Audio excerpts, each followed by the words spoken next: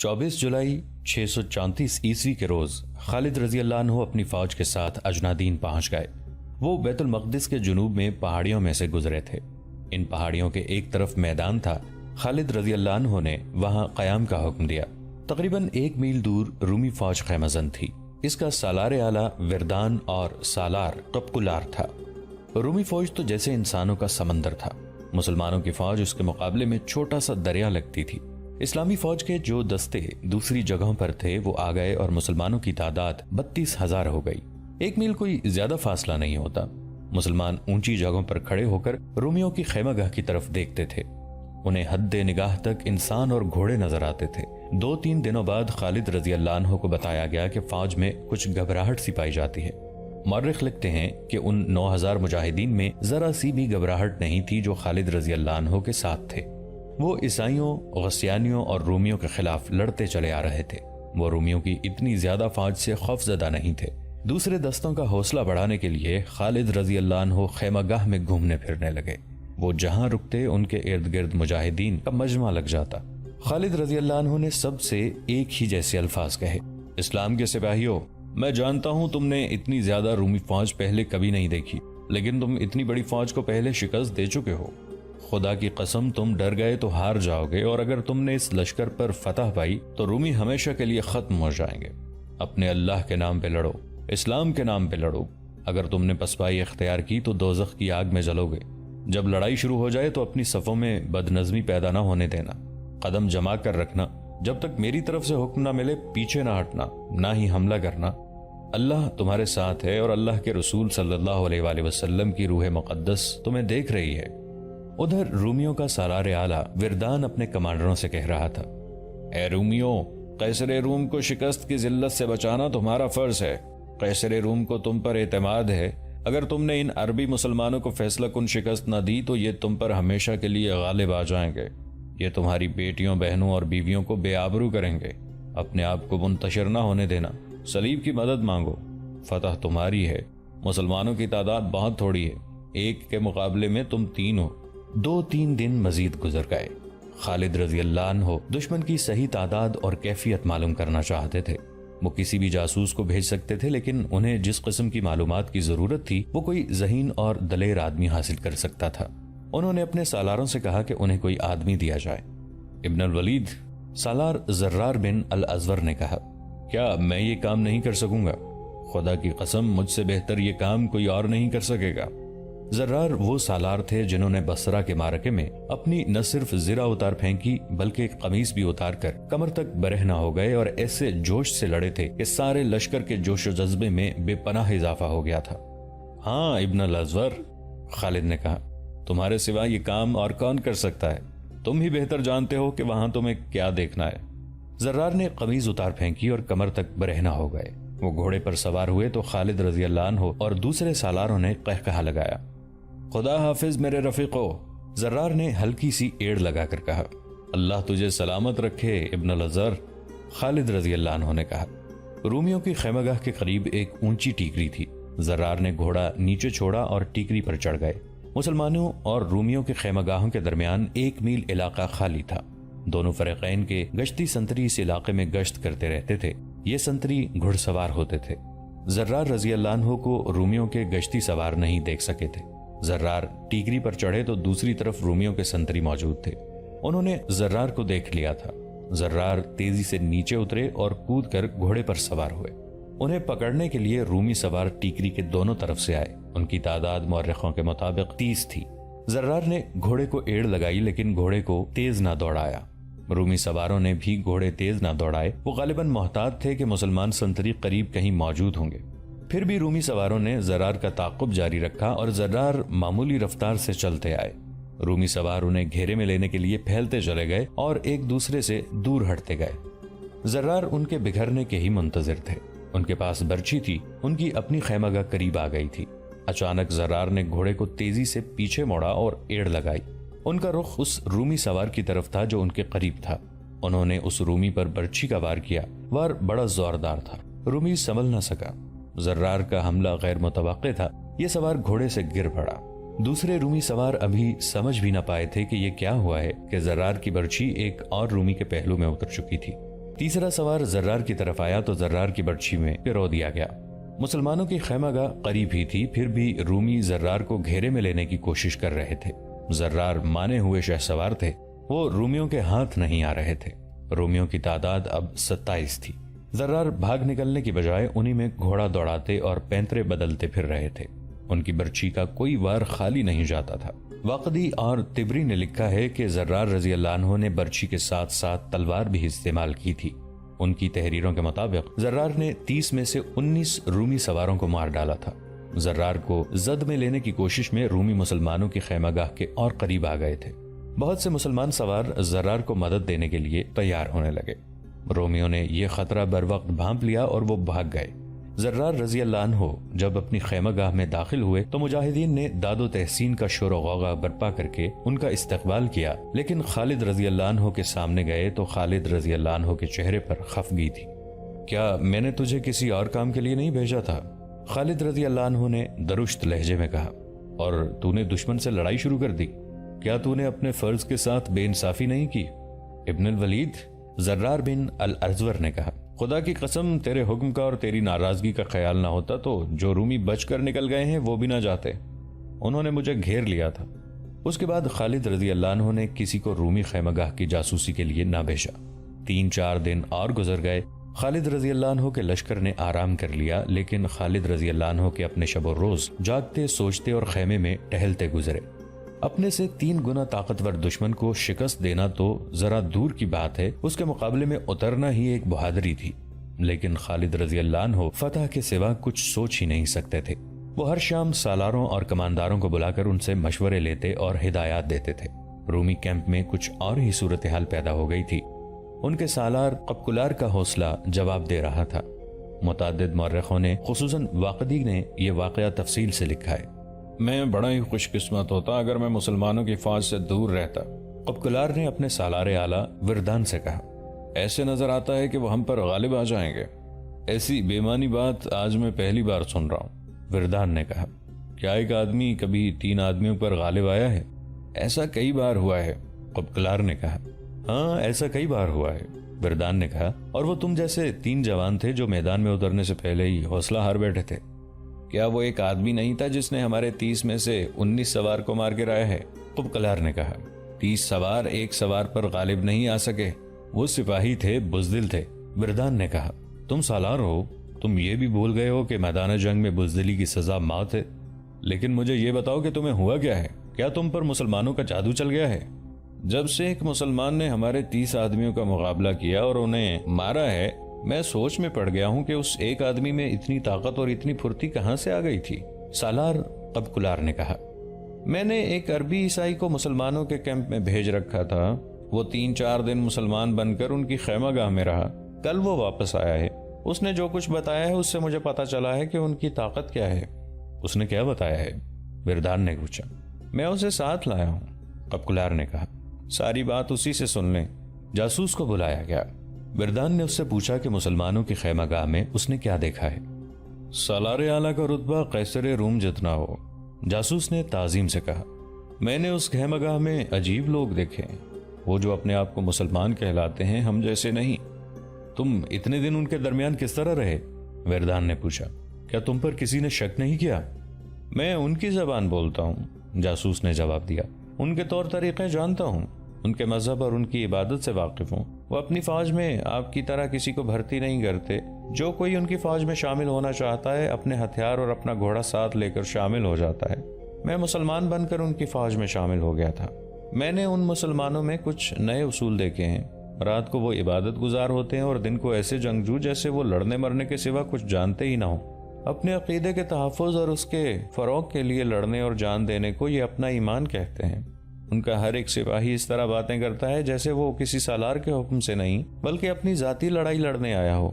وہ سب ایک جیسے ہیں، لباس سے سالار اور سپاہی میں فرق معلوم نہیں کیا جا سکتا۔ میں نے ان میں مساوات کے علاوہ انصاف دیکھا ہے۔ اگر ان کے حاکم یا امیر کا بیٹا چوری کرے تو اس کا بھی ہاتھ کاٹ دیتے ہیں۔ اگر وہ کسی عورت کے ساتھ بدکاری کرتے پکڑا جائے تو اسے سرعام کھڑا کر کے پتھر مارتے ہیں حتیٰ کہ وہ مر جاتا ہے۔ یہ لوگ اتنے مطمئن ہیں کہ انہیں کوئی فکر اور کوئی پریشانی نہیں۔ سالار اعلیٰ اگر مجھے معاف کریں تو کہوں، ہماری فوج میں وہ وصف نہیں جو مسلمانوں میں دیکھ کر آیا ہوں۔ مسلمانوں کا کوئی بادشاہ نہیں، ہمارے سپاہی بادشاہ کے حکم سے لڑتے ہیں، اور جب دیکھتے ہیں کہ بادشاہ انہیں دیکھ نہیں رہا تو وہ اپنی جان بچانے کی کوشش کرتے ہیں۔ مسلمان ایک خدا کو اپنا بادشاہ سمجھتے ہیں اور کہتے ہیں کہ خدا ہر جگہ موجود ہے اور انہیں دیکھ رہا ہے۔ مشہور مورخ طبری نے لکھا ہے کہ کپکلار بول پڑا۔ اس نے کہا، میں کہتا ہوں اس زمین کے نیچے چلا جاؤں جس زمین پر ان سے مقابلہ کرنا پڑے، کاش میں ان کے قریب نہ جا سکوں، نہ خدا ان کے خلاف میری نہ میرے خلاف ان کی مدد کرے۔ فردان نے کپکلار سے کہا کہ اسے لڑنا پڑے گا، لیکن کپکلار کا لڑنے کا جذبہ ماند پڑ گیا تھا۔ 27 جمادی الاول 13 ہجری بمطابق 29 جولائی 634 عیسوی کی شام خالد رضی اللہ عنہ نے اپنے سالاروں کو آخری ہدایات دیں اور اپنے لشکر کی تقسیم کر دی۔ 28 جمادی الاول 13 ہجری کو یعنی اگلے ہی روز مجاہدین نے روزمرہ کی طرح فجر کی نماز باجماعت پڑھی۔ سب نے گڑ گڑا کر بڑے ہی جذباتی انداز میں دعائیں مانگی۔ بہت سے ایسے تھے جن کی آنکھوں میں آنسو آ گئے، ان میں سے نہ جانے کس کس کی یہ آخری نماز تھی۔ نماز کے فوراً بعد انہیں اپنے اپنے دستوں کے ساتھ ان جگہوں پر چلے جانا تھا جو ان کے لیے گزشتہ رات مقرر کی گئی تھی۔ سورج نکلنے سے پہلے پہلے خالد رضی اللہ عنہ کا لشکر اپنی جگہوں پر پہنچ چکا تھا۔ رومیوں نے یہ سوچا کہ وہ اپنی اتنی زیادہ تعداد کے بلبوتے پر اتنا پھیل جائیں گے کہ مسلمان اتنا پھیلے تو ان کی صفوں میں شگاف پڑ جائیں گے، لیکن خالد رضی اللہ عنہ نے تعداد کی قلت کے باوجود محاذ 5 میل لمبا بنا دیا۔ اس سے یہ خطرہ کم ہو گیا کہ رومی پہلوؤں میں جا کر یا پہلوؤں سے عقب میں جا کر حملہ کریں گے۔ خالد رضی اللہ عنہ نے دوسری دانش مندی یہ کی کہ اپنے لشکر کا منہ مغرب کی طرف رکھا تاکہ سورج ان کے پیچھے اور رومیوں کے سامنے رہے اور وہ آنکھوں میں سورج کی چمک پڑنے کی وجہ سے آنکھوں کو کھول نہ سکیں۔ حسب معمول خالد رضی اللہ عنہ نے اپنی فوج کو 3 حصوں میں تقسیم کیا۔ ایک پہلو کے دستوں کے سالار سعید بن عامر تھے، دوسرے کے امیر المومنین ابو بکر رضی اللہ عنہ کے بیٹے عبد الرحمن اور قلب کی کمان معاذ بن جبل رضی اللہ عنہ کے پاس تھی۔ خالد رضی اللہ عنہ نے دونوں پہلوؤں کے دستوں کی حفاظت کا یا مشکل کے وقت ان کی مدد کو پہنچنے کا یہ انتظام کیا تھا کہ ان دستوں کے آگے ایک ایک دستہ کھڑا کر دیا تھا۔ 4000 نفری جس کے سالار یزید بن ابی سفیان تھے، خالد رضی اللہ عنہ نے قلب کے عقب میں محفوظہ کے طور پر رکھ لی۔ وہاں اس نفری کی موجودگی اس لیے بھی ضروری تھی کہ وہاں عورتیں اور بچے تھے۔ خالد رضی اللہ عنہ نے سالاری کے رتبے کے افراد کو اپنے ساتھ رکھ لیا۔ مقصد یہ تھا کہ جہاں کہیں سالار کی ضرورت پڑے ان میں سے ایک کو وہاں بھیج دیا جائے۔ یہ چاروں بڑے قابل اور تجربہ کار سالار تھے۔ یہ تھے عمر رضی اللہ عنہ کے بیٹے عبداللہ اور عمرو بن عاص رضی اللہ عنہ، زرار بن الازور اور رافع بن عمیرہ رضی اللہ عنہ۔ سورج طلوع ہوا تو رومی سنتریوں نے اپنے سالاروں کو اطلاع دی کہ مسلمان جنگی ترتیب میں تیار ہو گئے ہیں۔ رومیوں کے اجتماع میں ہڑبانگ مچ گئی۔ ان کا یہ خدشہ بجا تھا کہ مسلمان حملہ کر دیں گے۔ رومی سالاروں نے بڑی تیزی سے اپنے لشکر کو تیار کیا اور مسلمانوں کے سامنے کھڑا کر دیا۔ دونوں فوجوں کے درمیان فاصلہ تقریباً 4 فرلانگ کا تھا۔ خالد رضی اللہ عنہ نے اپنے محاذ کو کم و بیش 5 میل لمبا کر دیا تھا۔ رومی اپنے لشکر کو اس سے زیادہ پھیلا سکتے تھے، لیکن انہوں نے اپنے محاذ کی لمبائی تقریباً اتنی ہی رکھی جتنی خالد رضی اللہ عنہ نے رکھی تھی۔ اس سے خالد رضی اللہ عنہ کا یہ مسئلہ تو حل ہو گیا کہ رومی مسلمانوں کے پہلوں کے لیے خطرہ نہ بن سکے، لیکن رومی لشکر کی گہرائی زیادہ بلکہ بہت زیادہ تھی۔ دستوں کے پیچھے دستے اور ان کے پیچھے دستے تھے۔ مسلمانوں کے لیے ان کی صفیں توڑنا تقریباً ناممکن تھا۔ مورخ لکھتے ہیں کہ رومیوں کا لشکر جب اس ترتیب میں آیا تو دیکھنے والوں پر ہیبت طاری کرتا تھا۔ بہت سی صلیبیں جن میں کچھ بڑی اور کچھ ذرا چھوٹی تھیں اس لشکر میں سے اوپر کو ابھری ہوئی تھیں اور کئی رنگوں کے جھنڈے اوپر کو اٹھے ہوئے لہرا رہے تھے۔ اس کے مقابلے میں مسلمانوں کی فوج نہایت معمولی اور بے روب سی لگتی تھی۔ رومیوں کا سالار وردان اور سالار قبقلار اپنے لشکر کے قلب کے سامنے گھوڑے پر سوار کھڑے تھے۔ ان کے ساتھ ان کے محافظوں کا ایک ایک دستہ تھا جو لباس وغیرہ سے بڑے شان والے لگتے تھے۔ رومیوں کی تعداد اور ان کے ظاہری جاہ و جلال کو دیکھ کر خالد رضی اللہ عنہ نے محسوس کیا ہوگا کہ ان کے مجاہدین پر رومیوں کا ایسا اثر ہو سکتا ہے کہ ان کا جذبہ ذرا کمزور ہو جائے۔ شاید اسی لیے خالد رضی اللہ عنہ نے اپنے گھوڑے کو ایڑ لگائی اور گھوڑے کا رخ اپنی فوج کے ایک سرے کی طرف کر دیا۔ یہ پہلا موقع تھا کہ انہوں نے اپنا محاذ اتنا زیادہ پھیلایا تھا۔ انہوں نے گھوڑا ایک پہلو کے دستے کے سامنے جا روکا۔ یاد رکھنا کہ تم اس اللہ کے نام پر لڑنے آئے ہو جس نے تمہیں زندگی عطا کی ہے۔ خالد رضی اللہ عنہ نے ایک ہاتھ اور اس ہاتھ کی شہادت کی انگلی آسمان کی طرف کر کے انتہائی بلند آواز میں کہا، اللہ کسی اور طریقے سے بھی اپنی دی ہوئی زندگی تم سے واپس لے سکتا ہے۔ اللہ نے تمہارے ساتھ ایک رشتہ قائم کر رکھا ہے، کیا یہ اچھا نہیں کہ تم اللہ کی خاطر اپنی جانیں قربان کر دو؟ اللہ اس کا اجر دے گا۔ ایسا پہلے بھی ہو چکا ہے کہ تم تھوڑے تھے اور تمہارا مقابلہ اس دشمن سے ہوا جو تم سے دوگنا تھا اور بعض دفعہ 3 گنا تھا، اور اتنا طاقتور دشمن تمہاری ضرب سے اس طرح بھاگا جیسے بکری شیر کو اور بھیڑ بھیڑیے کو دیکھ کر بھاگتی ہے۔ رومیوں کی ظاہری شان و شوکت کو نہ دیکھو، شان و شوکت ایمان والوں کی ہوتی ہے۔ جاہو جلال ان کا ہے جن کے ساتھ اللہ ہے۔ اللہ تمہارے ساتھ ہے۔ آج اپنے اللہ اور اللہ کے رسول صلی اللہ علیہ وآلہ وسلم کی روح پر ثابت کر دو کہ تم باطل کے پہاڑوں کو ریزہ ریزہ کرنے والے ہو۔ یہ تو جذباتی باتیں تھیں جو خالد رضی اللہ عنہ نے کہیں، اور ان کا اثر وہی ہوا جو ہونا چاہیے تھا۔ خالد رضی اللہ عنہ نے ان باتوں کے علاوہ کچھ ہدایات دیں۔ مورخوں نے ان کے صحیح الفاظ لکھے ہیں: جب آگے بڑھ کر حملہ کرو تو مل کر دشمن پر دباؤ ڈالو جیسے ایک دیوار بڑھ رہی ہو۔ جب تیر چلاؤ تو سب کے تیر اکٹھے کمانوں سے نکلیں اور دشمن پر بوچھاڑ کی طرح گریں۔ دشمن کو اپنے ساتھ بہا لے جاؤ۔ خالد رضی اللہ عنہ تمام دستوں کے سامنے رکے اور یہی الفاظ کہے۔ اس کے بعد وہ عقب میں عورتوں کے پاس چلے گئے۔ دعا کرتی رہنا اپنے خامدوں کے لیے، اپنے بھائیوں اور اپنے باپوں کے لیے۔ خالد رضی اللہ عنہ نے عورتوں سے کہا: تم دیکھ رہی ہو کہ دشمن کی تعداد کتنی زیادہ ہے اور ہم کتنے تھوڑے ہیں۔ ایسا ہو سکتا ہے کہ دشمن ہماری صفوں کو توڑ کر پیچھے آ جائے۔ خدا کی قسم مجھے پوری امید ہے کہ اپنی عزت اور اپنی جانیں بچانے کے لیے تم مردوں کی طرح لڑو گی۔ ہم انہیں تم تک نہیں پہنچنے دیں گے، لیکن وہ سب کچھ ہو سکتا ہے جو ہم نہیں چاہتے کہ ہو جائے۔ ولید کے بیٹے، ایک عورت نے کہا، کیا وجہ ہے کہ ہمیں آگے جا کر لڑنے کی اجازت نہیں؟ مرد زندہ ہوں تو عورت کیوں لڑے؟ خالد رضی اللہ عنہ نے کہا، اور اپنے آپ کو بچانے کے لیے لڑنا تم پر فرض ہے، اور تم پر فرض ہے کہ مرد تھوڑے رہ جائیں، دشمن غالب آ رہا ہو تو آگے بڑھو اور مردوں کی طرح لڑو، اور اپنے اوپر غیر مرد کا غلبہ قبول نہ کرو۔ یہ پہلا موقع تھا کہ خالد رضی اللہ عنہ نے عورتوں کو بھی دشمن سے خبردار کیا اور انہیں اپنے دفاع میں لڑنے کے لیے تیار کیا تھا۔ اس سے ظاہر ہوتا ہے کہ انہیں خاصی تشویش تھی۔ انہوں نے کسرا کی فوجوں کو شکست پہ شکست دی تھی، لیکن رومی فارسیوں کی نسبت زیادہ منظم اور طاقتور تھے۔ خالد رضی اللہ عنہ کے سامنے یقیناً یہ پہلو بھی ہوگا کہ مجاہدین کو گھروں سے نکلے خاصا عرصہ گزر چکا تھا اور وہ مسلسل لڑائیوں کے تھکے ہوئے بھی تھے۔ انہیں اپنے اللہ پر، اللہ کی دی ہوئی روحانی طاقتوں اور ایمان پر بھروسہ تھا۔ دونوں فوجیں لڑائی کے لیے تیار ہو گئیں۔ رومیوں کی طرف سے ایک معمر پادری آگے آیا اور مسلمانوں سے کچھ دور آ کر رک گیا۔ اے مسلمانوں، اس نے بلند آواز سے کہا، تم میں سے کوئی ایسا ہے جو میرے پاس آ کر بات کرے؟ خالد رضی اللہ عنہ نے اپنے گھوڑے کی لگام کو ہلکا سا جھٹکا دیا اور پادری کے سامنے جا گھوڑا روکا۔ تم سالار ہو؟ بوڑھے پادری نے کہا۔ کیا تم میں مجھ جیسا کوئی مذہبی پیشوا نہیں؟ نہیں، خالد رضی اللہ عنہ نے جواب دیا، ہمارے ساتھ کوئی مذہبی پیشوا نہیں ہوتا، سالار ہی امام ہوتا ہے۔ میں سپہ سالار ہوں، اور معزز پادری کو یہ بھی بتا دیتا ہوں کہ میں اس وقت تک سپہ سالار رہوں گا جب تک میری قوم اور میری فوج چاہے گی۔ اگر میں اپنے اللہ وحدہ لا شریک کے احکام اور اس کے رسول صلی اللہ علیہ وآلہ وسلم کے فرمان سے انحراف کروں گا تو مجھے سپہ سالار نہیں رہنے دیا جائے گا۔ اگر اس حالت میں بھی سپہ سالار ہوں تو سپاہیوں کو حق حاصل ہے کہ وہ میرا کوئی حکم نہ مانے۔ مورخ لکھتے ہیں کہ معمر پادری پر خاموشی طاری ہو گئی اور کچھ دیر خالد رضی اللہ عنہ کے منہ کی طرف دیکھتا رہا۔ شاید یہی وجہ ہے، پادری نے ذرا دبی زبان میں کہا، یہی وجہ ہو سکتی ہے کہ فتح ہمیشہ تمہاری ہی ہوتی ہے۔ وہ بات کر معزز پادری جو تو کرنے آیا ہے، خالد رضی اللہ عنہ نے کہا۔ ہاں، پادری نے جیسے بیدار ہو کر کہا، اے عرب سے فتح کی امید لے کر آنے والے، کیا تو نہیں جانتا کہ جس زمین پر تو فوج لے کر آیا ہے اس پر کسی بادشاہ کو کبھی پاؤں رکھنے کی جرت نہیں ہوئی؟ تو اپنے آپ کو کیا سمجھ کر یہاں آ گیا ہے؟ فارسی آئے تھے لیکن ان پر ایسی دہشت طاری ہوئی تھی کہ بھاگ گئے تھے۔